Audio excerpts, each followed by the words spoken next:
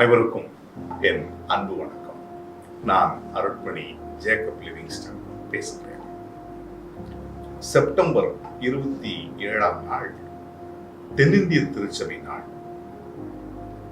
1947 September 27 அன்று தென்னிந்திய திருச்சபை என்கின்ற ஒரு மிக பிரம்மாண்டமான ஜனநாயக சீர்திருத்த புராட்டஸ்டன்ட் திருச்சபை உருவாகும். இன்று 75வது ஆண்டில் இந்த வரலாறு காலெடுத்து வைத்திருக்கிறோம். தென்னிந்திய திருச்சபையின் உறுப்பினர்கள் என்பவர்கள் கிட்டத்தட்ட 50 லட்சத்துக்கும் மேற்பட்ட ஒரு பெரிய விசுவாச கூட்டம். ஆனால் எத்தனை பேருக்கு இந்த தென்னிந்திய திருச்சபையினுடைய உருவாக்க வரலாறு தெரியும் என்று நாம் யோசித்தால் மிக பலருக்கு அதை தெரிந்திருப்பதற்கான வாய்ப்பில்லை. இந்த 75வது ஆண்டை கொண்டாடுகிற இந்த தருணத்தில் அந்த வரலாற்றை நாம் நினைவு கூறுவது, அந்த வரலாற்று செய்தியை அடுத்து வருகின்ற இளம் தலைமுறைக்கு கொண்டு சேர்வது என்பது ஒரு மிக முக்கியமான கிறிஸ்தவ திருச்சபை கடமையாக நான் நினைக்கிறேன். ஏனென்றால் முந்தைய வரலாற்றை அறிந்து கொள்ளாமல் இருப்பது இன்றைய வரலாற்றுக்கும் நல்லதல்ல, நாளைய வரலாற்றுக்கும் நல்லதல்ல. கடந்து வந்த பாதையை மறந்துவிட்ட எந்த இனமும் அழிவை நோக்கி பயணிக்கிறது என்பது உலக வரலாறு கற்றுத்தந்த பட்டறிவு. இஸ்ரேல் கடவுளால் தெரிவு செய்யப்பட்ட உடன்படிக்கை சமூகம். ஆனால் இஸ்ரேல் எப்பொழுதெல்லாம் தனது கடந்து வந்த பாதையை மறந்ததோ அப்பொழுதெல்லாம் மிகப்பெரிய உடைவு நிலையை சந்தித்தது. ஆகவே தென்னிந்திய திருச்சபை என்கின்ற ஒரு மகத்தான திருச்சபை மரபின் வரலாற்றை அடுத்த தலைமுறைக்கு கொண்டு போய் சேர்க்க வேண்டிய இந்த கட்டத்தில் அநேக நண்பர்கள் தமிழகம் எங்கும் இருந்து கேட்டுக்கொண்டார்கள், இந்த வரலாற்றை பற்றி பேசுங்கள், இதை கொண்டு போய் அடுத்த தலைமுறைக்கு சேர்த்தோம் என்கின்ற பல நண்பர்கள், ஆயர்கள், திருச்சபை தலைவர்கள் எல்லாருடைய வேண்டுகோளுக்கு இணங்க நான் இந்த தென்னிந்திய திருச்சபையின் வரலாற்றை மிகச் சுருக்கமாக அனைவரும் எளிதில் புரிந்து கொள்ளும் வகையில விளக்க முற்படுகிறேன். நாம் பலரும் நினைப்பது போல தென்னிந்திய திருச்சபை என்பது ஒரு சபை பிரிவு அல்ல. மாறாக பல சபை பிரிவுகளின் இணைப்பு. Church of South India is not a church denomination. It is a unity of many denominations. உலக வரலாற்றிலே 16ஆம் நூற்றாண்டுக்கு பிறகு கடல் வழி பயணங்கள் கண்டுபிடிக்கப்பட்டன. இந்த கடல் வழி பயணங்கள் மேற்கொள்ளப்பட்டு 16ஆம் நூற்றாண்டின் கடைசியில் பல மேற்கத்திய ஊடுருவல்கள் இந்தியாவுக்குள் நிகழ்ந்தது. 17, 18 ஆகிய நூற்றாண்டுகளின் சிறப்பு ஐரோப்பாவிலே தொழிற்புரட்சி, உற்பத்தி பெருக்கம்.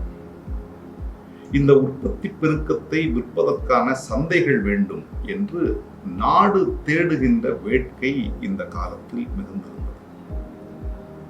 அப்படித்தான் உலகெங்கிலும் இருக்கிற பல நாடுகளை தேடி பல புதிய வழித்தடங்களை கண்டுபிடித்து போக்குவரத்துகள் முன்னெடுக்கப்பட்டன. 17ஆம் நூற்றாண்டினுடைய இன்னொரு சிறப்பு என்னவென்றால், ஐரோப்பாவிலே கிறிஸ்தவ ஆன்மீகம் என்பது ஒரு பேரெழுச்சியை பெற்றது. அதே 17ஆம் நூற்றாண்டில் ஐரோப்பாவில் நிகழ்ந்த இன்னொரு முக்கிய நிகழ்ச்சி என்னவென்றால், கிறிஸ்தவ ஆன்மீக பேரெழுச்சி ஒன்று நிகழ்ந்தது. இதன் விளைவாக ஐரோப்பாவின் பல பகுதிகளிலே பல மிஷனரி அமைப்புகள் உருவாக ஆரம்பித்தன. இந்த மிஷனரி அமைப்புகள் உலகெங்கிலும் தங்கள் மிஷனரிமார்களை அனுப்பி நற்செய்தி அறிவிப்பு பணியை செய்ய வேண்டும் என்கின்ற தாகம் அவர்களுக்குள் எழுந்தது. இதன் விளைவாக இந்தியாவின் பல மூலை முடுக்குகளுக்கு பல மிஷனரி அமைப்புகள் வந்து இறங்கின.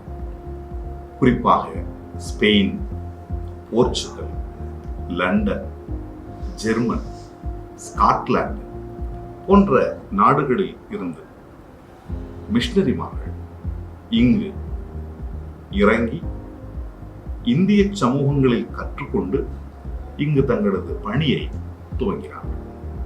குறிப்பாக சமூக மேம்பாட்டுக்கான பணிகள், பாடசாலைகளை நிறுவுவது, மருத்துவமனைகளை உருவாக்குவது, இதை ஒட்டி நற்செய்தி பணி அறிவிப்பு, திருச்சபை நிர்மாணம் என்று பல மட்டங்களிலே இந்த அமைப்புகள் எல்லாம் பணியாற்றின. ஒவ்வொரு மிஷனரி அமைப்புக்கும் தனித்தனி மரபுகளும் தனித்தனி பாரம்பரியங்களும் இருந்தது. அந்த பாரம்பரியங்களின்படி அவர்கள் இங்கே பணி செய்து வந்தார்கள்.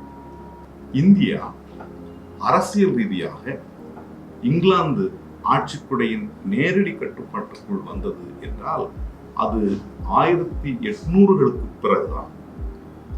அது நடந்து சுமார் 50 ஆண்டுகளிலே விடுதலை போராட்டத்திற்கான முனைப்பு ஆங்காங்கு வெடித்தது. ஆனால் அந்த போராட்டங்கள் வலிமை பெறவில்லை. இந்த சூழலிலே தென்னிந்திய பகுதி, யாழ்ப்பாணம், கேரளா, தமிழகம், கர்நாடகம், ஆந்திர பிரதேசம் ஆகிய இந்த பிராந்தியங்களில் பணியாற்றின மிஷனரிமார்கள், மிஷனரி அமைப்புகள் ஆங்காங்கு பிராந்திய மாநாடுகளை நடத்தினார்கள். ப்ரொவின்சியல் கான்ஃபரன்சஸ் 1855 ஆண்டு கல்கத்தாவிலே வைத்தும் 1857 ஆண்டு பனாரஸிலே வைத்தும் அடுத்த ஆண்டு 1858 ஆண்டு உதகமண்டலத்தில் வைத்தும் 1862 ஆண்டு லாகூரிலே வைத்தும் 1872 ஆண்டு அலகாபாத்திலே வைத்தும் 1692 ஆண்டு சென்னையிலே வைத்தும் இப்படி பிராந்திய மாநாடுகள் ஆங்காங்கு நடந்து கொண்டிருந்தன. 1900 ஆண்டு சென்னையிலே வைத்து நடைபெற்ற இந்த மிஷனரிமார்களின் பிராந்திய மாநாட்டிலே 150க்கும் மேற்பட்ட மிஷனரிமார்கள் பங்கேற்றார்கள். இதன் விளைவு தென்னிந்திய மிஷனரிமார்களின் ஒரு கூட்டுறவு, association of South Indian missionaries என்கிற ஒரு அமைப்பு உருவானது. இந்த அமைப்பு நாம் இங்கு இணைந்து பயணிக்க முடியுமா என்கின்ற கேள்விகளை விவாதித்தது. பல மரபுகள் இருந்தன, வெவ்வேறு வகையான பாரம்பரியங்கள் இருந்தன. ஆனாலும் இணைந்து பயணிப்பது எப்படி என்கின்ற அந்த விவாதம் துவங்கியது. அதன் விளைவாக 1908 ஆண்டு பிரெஸ்பிட்டேரியன் திருச்சபை மரபுகள், அதாவது ஆயர் ஆளுகை திருச்சபை மரபுகள், இந்த பிரெஸ்பிட்டேரியன் திருச்சபையும் காங்கிரிகேஷனல்ஸ் சபை ஆளுகை முறை, இவை இரண்டும் நேர் எதிரெதிர் மரபுகள். ஆனாலும் 1908 ஆண்டு இந்த இரண்டு பெரும் மரபுகளும் ஒன்றிணைந்து SIUC என்று ஒரு அமைப்பை உருவாக்கும். South Indian union church, SIUC, தென்னிந்திய ஐக்கிய திருச்சபை என்று ஒரு அமைப்பு உருவானது. அதன் பிறகு சுமார் 10 ஆண்டுகள் 1919 ஆண்டு தரங்கம்பாடியிலே வைத்து இந்த SIUC ஆயர்களோடு ஆங்கிலிக்கன், மெத்தடிஸ்ட், லூத்ரன் போன்ற 3 பிரிவு ஆயர்களும் இணைந்து ஒரு மாநாட்டிலே அவர்கள் சந்தித்தார்கள். அந்த மாநாடு தரங்கம்பாடியிலே நடந்த அந்த மாநாட்டிலே தென்னகத்தில் இருக்கிற திருச்சபைகள் எல்லாம் ஒன்றிணைவதற்கான சாத்தியக்கூறுகள் என்ன, அந்த திருச்சபைகள் எல்லாம் ஒன்றிணைவதில் இருக்கிற சவால்கள் என்ன, சிக்கல்கள் என்ன என்பதை பற்றி விவாதித்து இந்த ஒருமைப்பாட்டுக்கான ஒரு திட்டத்தை வரையறை செய்தார்கள். 1919 ஸ்கீம் ஆஃப் யூனியன், இந்த ஒருமைப்பாட்டுக்கான திட்டம் என்பது திருச்சபை வரலாற்றிலே தரங்கம்பாடி அறிக்கை என்று குறிப்பிடப்பட்டிருக்கு. நான் ஏற்கனவே சொன்னது போல பல மரபுகள் SPG, society for propagation of gospel, LMS, London missionary society, Anglican, Lutherans, இப்படி பல மரபுகள் இருக்கு. இந்த பல மரபுகளை எல்லாம் ஒன்றிணைக்கும் பொழுது ஒரு பொதுவான வழிபாட்டு முறை என்பது தேவை என்பதை உணர்ந்தார்கள். ஆகவே உலகளாவிய திருச்சபைகளில் பயன்படுத்தப்படுகின்ற சில உட்கூறுகளை எல்லாம் இணைத்து ஒரு பொதுவான வழிபாட்டு முறையை உருவாக்க வேண்டும் என்று முயன்றார்கள். இன்றைக்கும் நாம் தென்னிந்திய திருச்சபையிலே பயன்படுத்துகின்ற திருவிருந்து வழிபாட்டிலே பயன்படுத்துகின்ற எல்லா இருதயங்களையும், எல்லா ரகசியங்களையும், எல்லா விருப்பங்களையும் என்று தொடங்குகிற இந்த ஜெபம் சீர்திருத்த காலத்திற்கு முன்பு லத்தீன் திருச்சபைகளில் பயன்படுத்தப்பட்ட ஒரு ஜெபம். உன்னதத்தில் இருக்கிற தேவனுக்கு மகிமையும், பூமியிலே சமாதானம். இது கிரேக்க துதிபாடல். அவர்தான் காட்டிக் கொடுக்கப்பட்ட அந்த ராத்திரியிலே என்பது ஆதி திருச்சபையில் பயன்படுத்தப்பட்ட ஒரு பாடல். லித்தானியா ஜெபங்கள் என்பவை ஒரு யூத மன்றாட்டு முறை. இன்றைக்கு நாம் பயன்படுத்துகிற முதலாம் லித்தானியா ஜெபம் என்பது கொழும்பு ஆங்கிலிக்கன் திருச்சபையில் இருந்து எடுத்தாளப்பட்டது. இரண்டாம் லித்தானியா ஜெபம் என்பது சர்ச் ஆஃப் இங்கிலாந்து,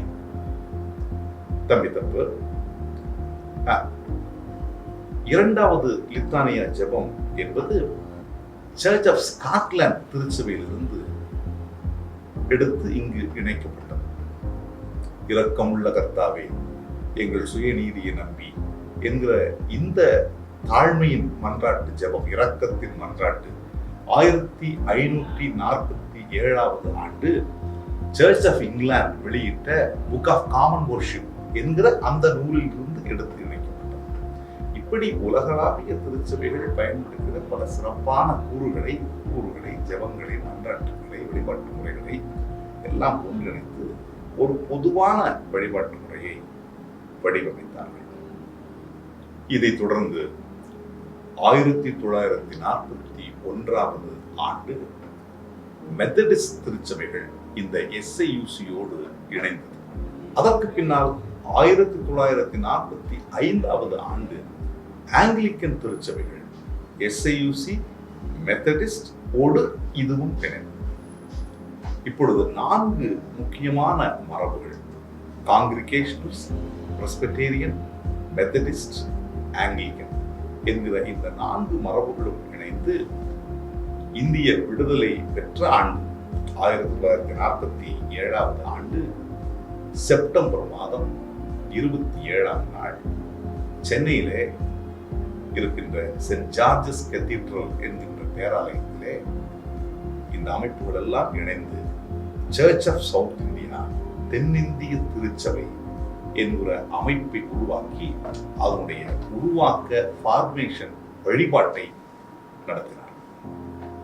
அந்த வழிபாட்டிலே ஹூப்பர் என்கின்ற ஒரு இறை அடியார் தேவ செய்தியை வழங்கி எபேசியர் 2ஆம் அதிகாரத்திலிருந்து பேசி யோவான் 17ஆம் அதிகாரத்தில் இவர்கள் எல்லாரும் ஒன்றாயிருப்பார்களாக என்ற அந்த முழக்கத்தோடு நாம் இனத்தால், மொழியால், பண்பாட்டால், கலாச்சாரத்தால், உணவு முறைகளால், உடை வேறுபாடுகளால் வேறுபாடுகள் இருந்தால் அந்த வேறுபாடுகளை எல்லாம் தாண்டி நாம் கிறிஸ்துவின் திருவுடலின் இணைக்கின்ற உறுப்புகள் என்கின்ற அடிப்படையில் let they all may be one, அவர்கள் எல்லாரும் ஒன்றாக இருப்பார்களாக என்ற அந்த முழக்கத்தோடு தென்னிந்திய திருச்சபை 75 ஆண்டுகளுக்கு முன்பு இந்திய வரலாற்றில், தென்னக இந்திய வரலாற்றில் திறந்தது. திருச்சபை வரலாறு இந்த நிகழ்ச்சியை 2வது பெந்தேகோஸ்தே என்று விளக்குகிறது. அப்போ அப்போஸ்தலர் 2ஆம் அதிகாரத்தில் சொல்லப்படுகிற பெந்தேகோஸ்தே அவர்கள் மொழிகளால் வேறுபட்டிருந்தார்கள், நாடுகளால் வேறுபட்டிருந்தார்கள். ஆனாலும் தூய ஆவியம் அவர்களை எல்லாம் ஒன்றிணைத்தது போலவே மொழிகளாலும் மரபுகளாலும் வேறுபட்டிருந்தார். இந்த இந்திய தென்னக மண்ணில் தென்னிந்திய திருச்சபை என்கிற ஒரு அமைப்பு கிறிஸ்துவின் திருவுடலாக நம்ம எல்லாம் இணைத்திருக்கிறோம். இந்த இணைப்பு நடந்து 3 ஆண்டுகளுக்கு பிறகு 1950ஆம் ஆண்டு இதே செப்டம்பர் 27ஆம் நாள் கிருஷ்ணகிரியில் இருந்து நீலகிரி வரைக்கும் இருக்கின்ற தமிழகத்தின் மேற்கு மண்டலம் என்று சொல்லப்படுகிற இந்த பகுதியை கோவை திருமண்டலமாக இணைத்து 1950 செப்டம்பர் 27ஆம் நாள் ஈரோட்டில் இருக்கிற CSI, இன்றைக்கு இந்த ஈரோட்டிலும் சொல்றேன், ஈரோட்டில் இருக்கிற பிரஃப் நினைவாலயத்திலே வைத்து தென்னிந்திய திருச்சபை என்கின்ற கூட்டமைப்போடு கோவை திருமண்டலமும் வந்து இணைந்தது. கோவை திருமண்டலத்துக்கு என்று புதிய பேராயர் இதே பிரஃப் நினைவாலயத்திலே வைத்து அருட்பொழிவு செய்யப்பட்டார். இன்று தென்னிந்திய அளவில் 24 திருமண்டலங்கள் இருக்கின்றன, 24 பேராயர்கள் இருக்கிறார்கள். இந்த தென்னிந்திய திருச்சபையின் தலைமை அலுவலகம் சினாட் அலுவலகம் சென்னை ராயப்பேட்டாவிலே இருக்கு. அங்கு பிரதம பேராயர், உதவி பிரதம பேராயர், பொதுச் செயலாளர், பொருளாளர் என்ற சினாட் மாமன்றத்தினுடைய அலுவலர்கள்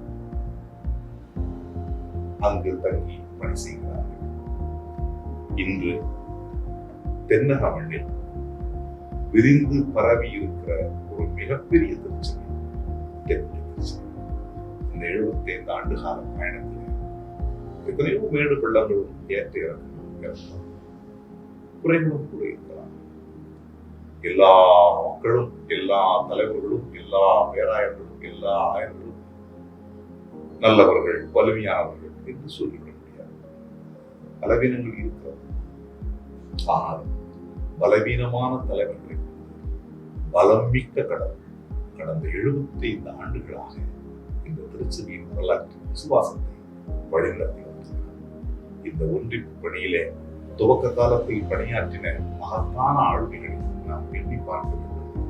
அவர்களும் நன்றி சொல்ல வேண்டும். PS அசரியா, KT பால், HA பாப்லி, PD தேவானந்தம், இப்படி பல ஆளுமைகளை இந்த இணைப்பு முயற்சியில் அவர்களுக்கு நன்றி சொல்வோம். கடந்து வந்த பாதைக்காக கடவுளை போட்டிப்போம்.